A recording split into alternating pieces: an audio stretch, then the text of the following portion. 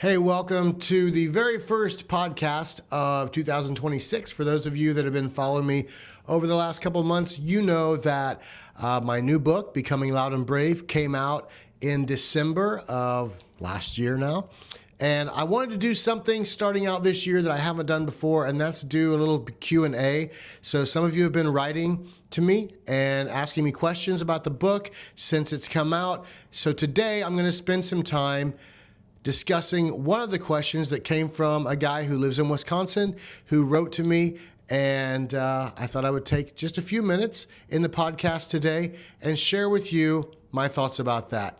Thanks for joining me. How much you appreciate it, how much you relate to it, but some of you have been asking questions, either because you've gone through a lot of the same things that I did and that I write about in the book, or because someone you know did. And so I thought I would start this year, and I'm gonna just be doing this from time to time when someone sends me a question or a comment that I think would be helpful in maybe expounding a little bit on things that are in the book. In the book, you know, there's a lot in there. There's my childhood, growing up in a small town, and being in bands my whole life, and being on a record label, couple different record labels, and being part of the Christian music industry, and then not being part of it, being closeted and not closeted. But today I want to talk about a question Jay from Wisconsin sent me, and he said, how can you look back at things you said or did which you now disagree with and not feel guilt or shame, especially if those things were hurtful to people who share many of the same battles that you faced? And I think that is an excellent question. It is something that as someone who, if you read the book, you'll see from a pretty young age, I've had a platform, whether it was in a band or, newsletters or just lots of different things where I spoke and it influenced people. And as I look back, it's interesting because this morning I've got a cassette tape here. This is actually a cassette tape of a live performance of the band The Altar that I was in. And this is pre-signing with Curb Records. So this was when we were really still developing as a band, and we were very much what would be referred to as a Christian band. As I was listening to this cassette this morning, I was just struck by how churchy and Jesus-y, and at first I used the word evangelistic, but I wouldn't use that word really. They were just very religious lyrics. And as the band developed, that sort of evolved as well.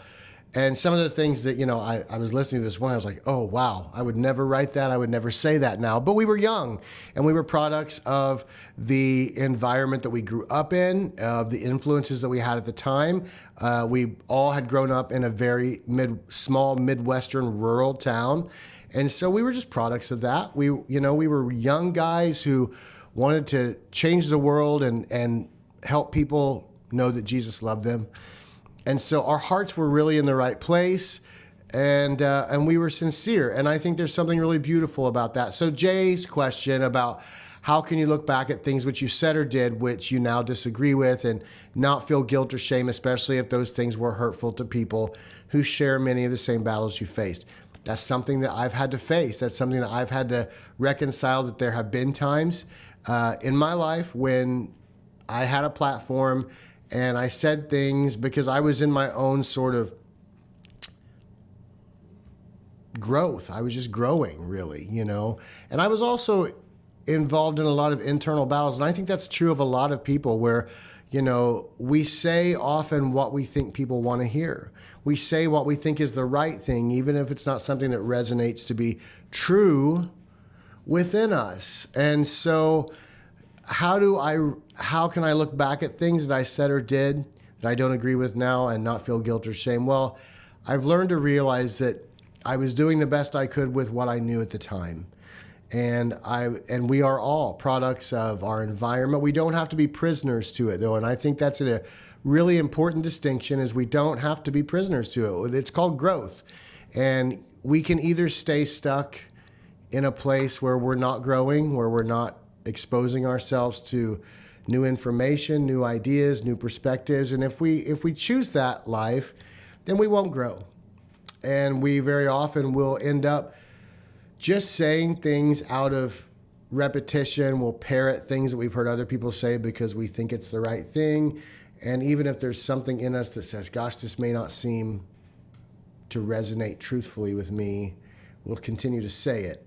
I found myself in that place a lot. I write about that in the book. And so, Jay, your question's a great question. I think that we have to give ourselves grace. I think we also have to be willing to just allow for growth in ourselves and in other people. And, when we can, we make amends. I write about, there's a story in the book where, after I graduated high school, I went and sought out someone who I knew that I had hurt, or I thought that I had hurt, by things that I had said, and made amends with this person. They were very gracious, much more gracious to me than I had been toward them, and frankly, that a lot of the religious community had been toward them. And I write about that story in the book. And so I think when we can, we make amends, either by asking for forgiveness, acknowledging that we were wrong. But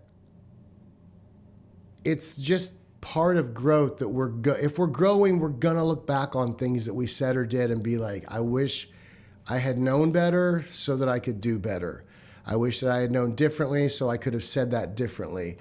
And I don't feel ashamed of, as I listened to this cassette tape this morning, I didn't feel ashamed of the young 19-year-old guy who was up there singing things that seemed now to me to be, well, something I wouldn't say or sing, because that 19-year-old guy had not lived the life experience that I have now lived. So Jay, if you're feeling guilt or shame about things that you said or did when you were younger in the past, one, I would just say to you, that just shows that you've grown. And so give yourself some grace. If there's the opportunity to, go make amends if you can.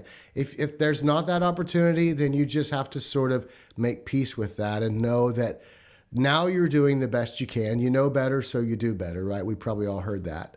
But it's true. You know better and you do better, or hopefully you do. You try to.